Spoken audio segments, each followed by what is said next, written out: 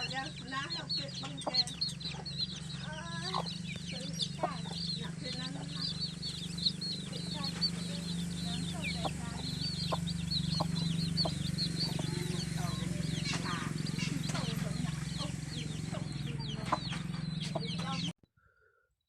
ាទសួស្តីបងប្អូនទាំងអស់គ្នាបាទថ្ងៃនេះយើងវិលមកជួបគ្នាសាជាថ្មីជាមួយខ្ញុំបាទម្ដងទៀតហើយថ្ងៃនេះដែរខ្ញុំបាទនឹងមកប្រាប់អំពីវិធីសាស្ត្រចូលទៅមើលអំពីច្បាប់គោលការណ៍របស់ក្រុមហ៊ុន Facebook ដែលគាត់តម្រូវឲ្យយើងនឹងរលុយជាមួយនឹងក្រុមហ៊ុនរបស់គាត់បានបាទឥឡូវកុំឲ្យវីដេអូរបស់យើងវិញឆ្ងាយពេកឥឡូវបងប្អូនចូលតាមដានជាមួយខ្ញុំបាទទាំងអស់គ្នាមកបាទដើម្បីយើងចូលទៅមើលអំពីច្បាប់គោលការណ៍របស់ក្រុមហ៊ុន Facebook ដែលគាត់ដាក់តម្រូវឲ្យយើងរលុយជាមួយនឹងក្រុមហ៊ុនរបស់គាត់បានជាមុនដំបូងបងប្អូនទាំងអស់គ្នាចុចចូលទៅក្នុងកម្មវិធីជ្រងគឺនៅត្រង់កន្លែងខ្ញុំបាទគូមវងពើក្រហមមានបាញ់សញ្ញាព្រួយចំពីលើហ្នឹងអញ្ចឹងបងប្អូនទាំងអស់គ្នាចុចចូលមកបាទសូមបញ្ជាក់បងប្អូនថានេះជាមេរៀនទី2ហើយក្នុងការដែលយើងចូលទៅមើលអំពីច្បាប់គោលការណ៍របស់ក្រុមហ៊ុន Facebook នឹងបងប្អូនណាបាទបន្តមកទៀតបងប្អូននឹងឃើញតម្រងបែបនេះបន្តមកបងប្អូនទាំងអស់គ្នាត្រូវតែសរសេរពាក្យថា Facebook គឺនៅត្រង់កន្លែងខ្ញុំបាទគូមវងពើក្រហមមានបាញ់សញ្ញាព្រួយចំពីក្រោមហ្នឹងអញ្ចឹងបងប្អូនទាំងអស់គ្នាសរសេរមកបាទសរសេរពាក្យថា Facebook សរសេរល្មិចក៏សរសេរទៅឲ្យទៅចេញពាក្យថា Facebook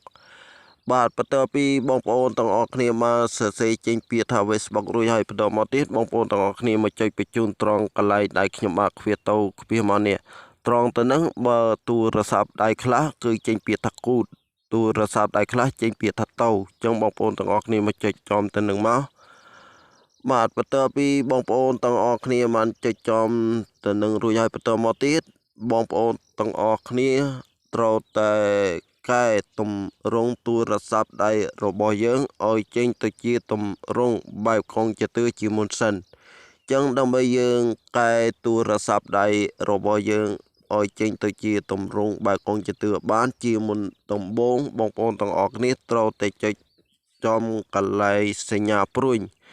នៅខាងលើជាហៀងខាងស្ដាំដៃគឺនៅត្រង់កន្លែងខ្ញុំបាទគូមវងពើក្រហមកន្លែងខ្ញុំបាទគូមវងពើក្រហមមានបាញ់សញ្ញាព្រួយចំពីក្រោមហ្នឹងកន្លែងចុងព្រួយខ្ញុំបាទចង្អុលហ្នឹងបាទអញ្ចឹងបងប្អូនទាំងអស់គ្នាមកចុចចំទៅនឹងមកបាទអូខេបន្ទាប់ពីបងប្អូនទាំងអស់គ្នាមកចុចចំទៅនឹងរួចហើយបន្តមកទៀតបងប្អូនទាំងអស់គ្នាមកចុចត្រង់កន្លែងសញ្ញាកន្លោត4ជ្រុងគឺនៅត្រង់កន្លែងខ្ញុំបាទគូមវងពើក្រហមមានបាញ់សញ្ញាព្រួយចំពីក្រោមហ្នឹងអញ្ចឹងបងប្អូនចុចចំទៅនឹងមកបាទបន្ទាប់ពីបងប្អូនទាំងអស់គ្នាបានចុចចំទៅនឹងរួចហើយបន្តមកទូរស័ព្ទដៃរបស់បងប្អូនទាំងអស់គ្នានឹងចេញទៅជាទម្រង់បែបកុងព្យូទ័រហើយបងប្អូនណាអូខេអញ្ចឹងខ្ញុំបាទសូមបើកបន្លឺទូរស័ព្ទដៃបន្តិចសិនរៀងរងឹតពេកបាទឥឡូវខ្ញុំបាទបានបើកបន្លឺទូរស័ព្ទដៃរួចហើយបងប្អូនណាបន្តមកទៀតបងប្អូនទាំងអស់គ្នាមកចុចត្រង់កន្លែងពាក្យថា login គឺនៅត្រង់កន្លែងខ្ញុំបាទគូមវងពើក្រហមនេះបងប្អូនមើលទៅឃើញពាក្យថា login មួយនេះកន្លែងចុងព្រួយខ្ញុំបាទចង្អុលហ្នឹងឥឡូវខ្ញុំបាទបរិចឲ្យធំបន្តិចនេះបងប្អូនឃើញទេនេះពាក្យថា login គឺនៅត្រង់កន្លែងនេះឃើញទេ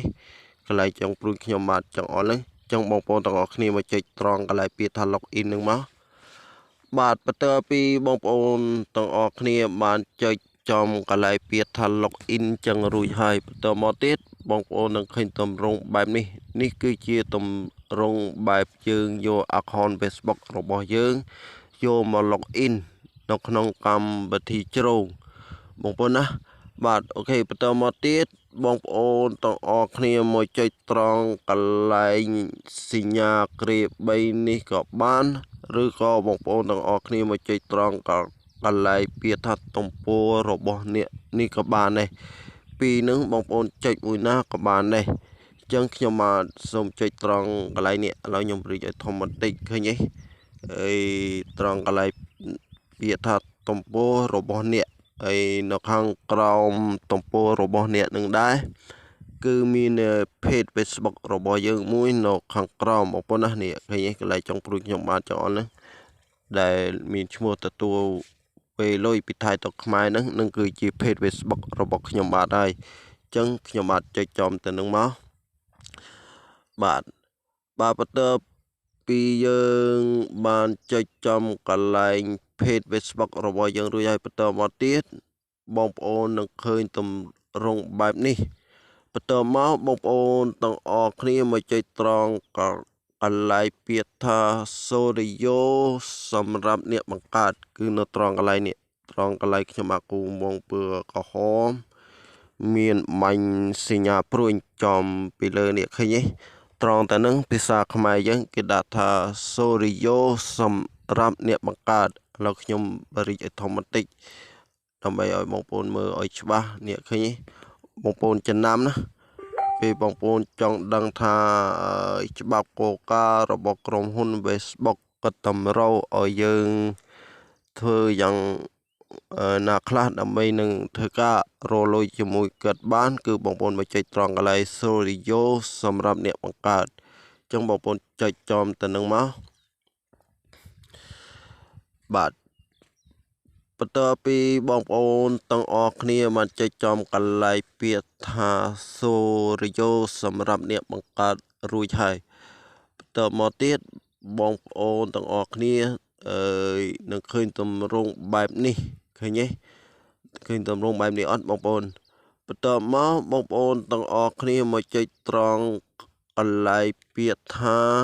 ការរលុយនេះគឺនៅត្រង់កន្លែងខ្ញុំបាគូវងពូក្រហមនេះដែលមានសញ្ញារូបដុល្លារបងប្អូនណាកន្លែងខ្ញុំបាគូវងពូក្រហមមាន3សញ្ញាព្រួយចំពីលើហ្នឹងបាទឥឡូវខ្ញុំមកសូមបន្តិចធំបន្តិចទៅបាទនេះឃើញទេនៅត្រង់កន្លែងនេះហើយកន្លែងហ្នឹងគេដាក់ថាការរលុយអញ្ចឹងបងប្អូនទាំងអស់គ្នាមកចុចចំទៅនឹងមកបាទបន្ទាប់ពីបងប្អូនទាំងអស់គ្នាមកចុចចំទៅនឹងរួចហើយបន្តមកទៀតបងប្អូននឹងឃើញទម្រង់បែបនេះតទៅមកទៀតបងប្អូនមកចុចត្រង់កន្លែងនេះត្រង់កន្លែងខ្ញុំបាគូវងពើក្រហមនេះឃើញទេកន្លែងខ្ញុំបាគូវងពើក្រហមមានបាញ់សញ្ញាព្រួយនេះបរិយាធំម្ដងទៀតទៅដើម្បីឲ្យបងប្អូនមើលស្រួលនេះគឺនៅត្រង់កន្លែងនេះបងប្អូនណាឃើញទេអញ្ចឹងបងប្អូនទាំងអស់គ្នាមកចុចចំកន្លែងខ្ញុំបាគូវងពើក្រហមមានបាញ់សញ្ញាព្រួយនឹងមកបាទបន្ទាប់ពីបងប្អូនទាំងអស់គ្នាមកចុចចំទៅនឹងរួចហើយបន្តមកទៀតបងប្អូននឹងឃើញទម្រង់បែបនេះគឺជាទម្រង់បែបយើងមើលអំពីច្បាប់គោលការណ៍របស់ក្រុមហ៊ុន Facebook ដែលគាត់បានដាក់តម្រូវឲ្យយើងនឹងដើម្បីធ្វើការរលុយជាមួយនឹងក្រុមហ៊ុនរបស់គាត់បានអញ្ចឹងបងប្អូនចង់ដឹងថាច្បាប់គោលការណ៍របស់ក្រុមហ៊ុន Facebook គាត់តម្រូវឲ្យយើងរកអ្វីខ្លះពេលយើងធ្វើការផុសវីដេអូចូលទៅក្នុង page Facebook របស់យើងអញ្ចឹងបងប្អូនទាំងអស់គ្នាមកចុចត្រង់កន្លែងនេះមកនេះត្រង់កន្លែងខ្ញុំបាគូវងពើក្រហមមាន3សញ្ញាព្រួយចំពីលើហ្នឹងនេះឃើញកន្លែងចុងព្រួយខ្ញុំបាទចង់អល់ហ្នឹងបាទបងប្អូនមកចុចទៅនឹងពណ៌មកបាទបន្តមកបងប្អូននឹងឃើញតម្រង់បែបនេះបងប្អូនអូសឡើងលើបន្តិចឥឡូវខ្ញុំរីកឲ្យធំបន្តិចបងប្អូនមកមើលត្រង់កន្លែងនេះបងប្អូនណាមកមើលត្រង់កន្លែងនេះមកជួរនេះបើសិនតែបងប្អូនមកមើលទៅនឹងបងប្អូននឹងយល់ហើយនេះឃើញទេច្បាប់គោលការណ៍គឺគាត់តម្រូវឲ្យយើងរកចំនួនម៉ោងណាដើម្បីនឹងធ្វើការសំបោកម៉ូនីថៃរលុយជាមួយគាត់បានគឺចំនួនម៉ោងហ្នឹង60000ម៉ោងហើយចំនួនវីដេអូក៏ដូចគ្នាដែរបាទចំនួនវីដេអូគឺមានត្រូវតែមាន500វីដេអូឡើងលើបងប្អូនណាហ្នឹងហើយបងប្អូនអាចមើលបានឃើញទេបងប្អូនចូលមកមើលក្នុងចំណុចហ្នឹងទៅបងប្អូននឹងឃើញហើយ ហើយបងប្អូនអាចមើលបន្តទៀតនេះបងប្អូនមកមើលត្រង់កន្លែងនេះក៏បានដែរនេះឃើញទេខ្ញុំបង្ហាញជូនបងប្អូនសិនអានេះដោយសារតែ account Facebook ខ្ញុំនឹងគឺដូចថាវាអត់ទាំងគ្រប់កូកាបងប្អូនណាអញ្ចឹងគឺអត់ទាំងបង្ហាញហើយការដែលយើងផុសវីដេអូគឺក៏តម្រូវឲ្យយើងធ្វើវីដេអូមិនចាប់ពី3នាទីឡើងលើបងប្អូនមកមើលត្រង់កន្លែងនេះឃើញទេនេះវីដេអូនឹងត្រូវតែមានចំនួន3នាទីឡើងលើទើបវីដេអូនឹងអាចនឹង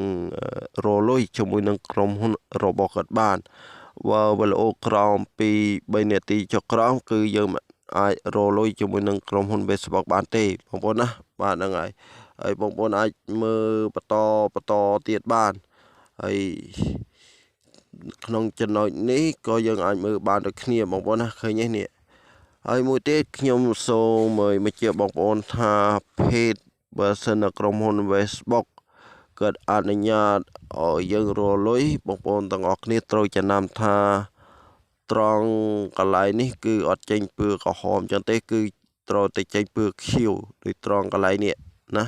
ហ្នឹងអាហ្នឹងទៅយើងអាចធ្វើការរលុយជាមួយនឹងក្រុមហ៊ុន Facebook បានបើសិនត្រង់កន្លែងនេះចេញពើក្រហមណាហើយមានសញ្ញាខ្វែងក្រហមមានន័យថាត្រង់ទៅនឹងអត់ទៅគ្រប់ណាអត់ទៅគ្រប់កូកាចឹងបងប្អូនត្រូវតែធ្វើការព្យាយាមផុសវីដេអូមិនយ៉ាងណាឲ្យគ្រប់កូកាទៅទើបយើងអាចធ្វើការស្នើសុំបើក monetize បានបាទអូខេចឹងបងប្អូនអាចចូលមកមើលបានណាបងប្អូនណាហ្នឹងហើយបងប្អូនមានពេលទៅនេះបងប្អូនចូលមកឆែកមើលទៅហ្នឹងហើយចឹងវិធីសាស្ត្រក្នុងការដែលយើងចូលមកមើលអំពីច្បាប់កូការបស់ក្រុមហ៊ុន Facebook ដែលគាត់បានតម្រូវឲ្យយើងធ្វើយ៉ាងណាដើម្បីនឹងរលុយជាមួយនឹងក្រុមហ៊ុនរបស់គាត់បានគឺមានតែប៉ុណ្្នឹងឯងខ្ញុំបាទសូមបញ្ចប់តែប៉ុណ្្នឹងសូមអរគុណនិងសូមជម្រាបលាបាទ